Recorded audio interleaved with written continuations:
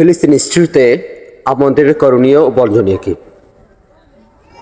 আপনারা সবাই হয়তো জানেন, বিশ্বব্যাপী আলেমরা ফতোয়া দিয়েছেন ফিলিস্তিনের পক্ষে বর্তমানে জিহাদ করা প্রত্যেকটা সামর্থ্যবান প্রত্যেকটা মুসলমানের উপর ফরজ। একটা ফতোয়া। দ্বিতীয় হচ্ছে যে আমাদের করণীয় কি বাংলাদেশ থেকে? আমাদের এক নম্বর করণীয় হচ্ছে যে ইসরায়েলি যত ধরনের পণ্য আছে, 1 টাকা থেকে নিয়ে 1000 টাকা লক্ষ টাকার যত পণ্য আছে, সমস্ত পণ্য বয়কট করা এবং ইউজ না করা, ইসরায়েলি পণ্য সম্পূর্ণভাবে ইউজ করা আমাদের জন্য হারাম।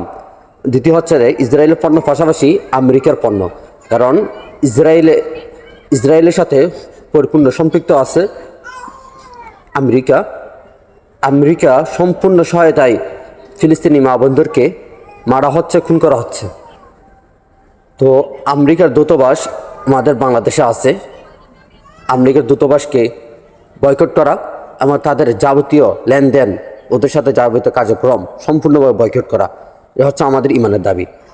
আর তৃতীয় হচ্ছে যে আমাদের দেশের আলেমরা এখনও চুপ মারে বসে আছে। কত বড় বড় মাদ্রাসা আছে, মুফতি আছে, মুহাদ্দিস আছে, এত মুফতি এত বড় বড় মাদ্রাসা থেকে কী লাভ? একটা ফতোয়া যদি না আসতে পারে ফিলিস্তিনের জন্য, আর কতদিন এবার বসে থাকবেন? আর কত কিতাবের দরস দিবেন? যে কিতাবের দরস একজন মুসলমান ভাইকে রক্ষা করতে পারে না। কত ওয়াজ মাহফিল করবেন, কত লেকচার মারবেন, যে লেকচারে একজন ইমানদারকে রক্ষা করা যায় না?